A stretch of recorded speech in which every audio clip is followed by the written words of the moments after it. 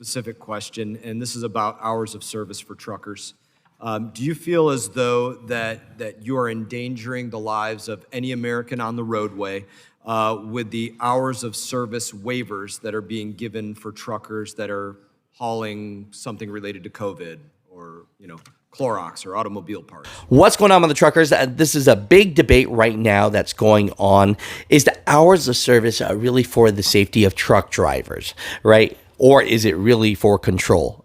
I'll be honest, right? I think a little bit more for the control. And the reason why I say that is because there is a waiver going on right now for essential truck drivers that pretty much if you're hauling baby formula, food, agriculture, auto parts, you are on this list. And all you have to do is when you're done driving and you're tired, you have to take a 10-hour full break. And then after that, you could keep on going. So there are people out there that are on this list that are driving non-stop, and pretty much when they get tired, they stop for 10 hours. Now, if you are not on the list, then you pretty much have to follow the hours of service, a 14-hour day, and get to drive 11 hours, right? And with that, also, there's other rules to that, but we'll get to that. Now, in this debate, Brian Mast, representative in Florida, is pretty much asking the Secretary of Transportation, Pete Buttigieg, do you think the hours of service is pretty much about the safety? And the way he calculates this question is he's asked,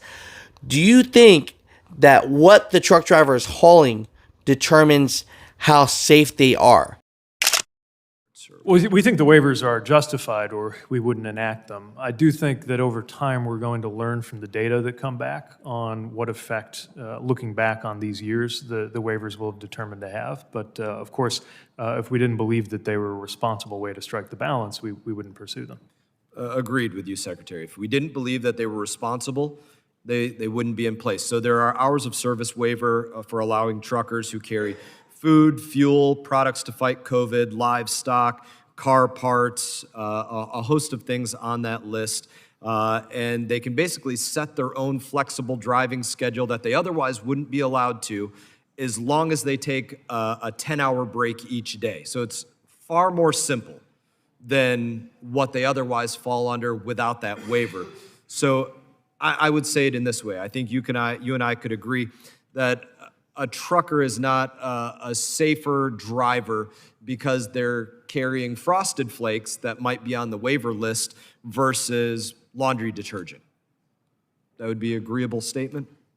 I think so. Obviously, we recognize there are certain differences in cargo, but not all of those differences are the same as the ones that qualify you for the waiver. If that's but in that example, Frosted Flakes would be waivered so that you could just have a 10-hour break.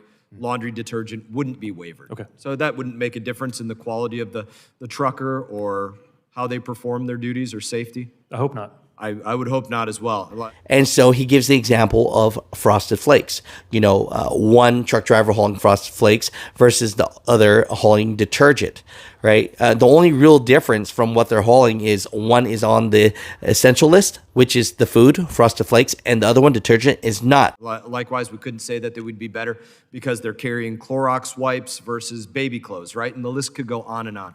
So the request here is, for our truckers, the administration, it's clearly determined that this kind of flexibility for truckers, it's not a major safety threat to say truckers, hey, if you're carrying COVID-related items or Clorox wipes, all you need to do is make sure that you have a 10-hour break. We don't need all of these other things that go on in that hours of service, lack of flexibility. So it's not a threat. We agree on that. We've determined it. The goods being carried don't determine the threat largely. Obviously, there can be hazardous materials, but even when we talk about hazardous materials, we could say that fuel is on that waiver list, probably one of the most hazardous materials that could potentially be involved in a collision, but that is on the waiver list. So we look at this and we say the Trump administration, they had that policy for about 9 months. The Biden administration has now had that waiver policy for about a year and a half. So the request is, let's make it permanent and extend those protocols to truckers that are carrying anything, right? They shouldn't have to go through the red tape of determining whether they're carrying Frosted Flakes or laundry detergent or Clorox wipes or baby clothes or whatever, if it's not a safety threat. So that means that you're allowing one to drive as much as they want to and then just have to simplistically take a 10-hour break, and the other one has to follow all these rules, right? And so you think about that. Is the hours of service really about safety, or is it about control? Mother truckers, let's listen into this. Very interesting stuff, a very cordial debate here, but I think that we need to really attach ourselves to this and see what's going on. One side, if you are a company driver, you probably do like the hours of service because you do not want your employer to take advantage of you and try to make you drive a gazillion hours a day. And there's a whole bunch of can of worms on that side as well. But as far as is hours of service really for the safety of truck drivers? I don't know. Believing something is a responsible balance and believing it has no safety impact at all. I think we're agreed that it was a responsible way to strike the balance, especially in responding to a crisis that's claimed the lives of 1 million Americans.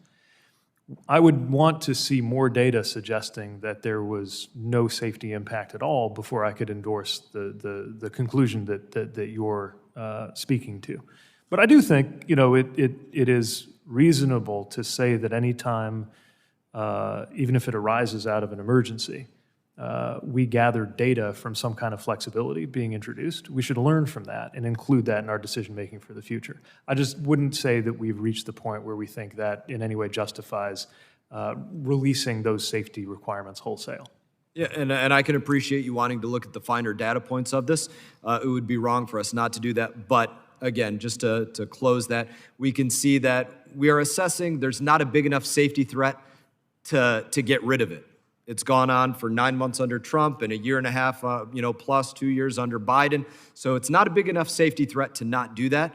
We should be looking at that for everybody, given, people carry a host of different things.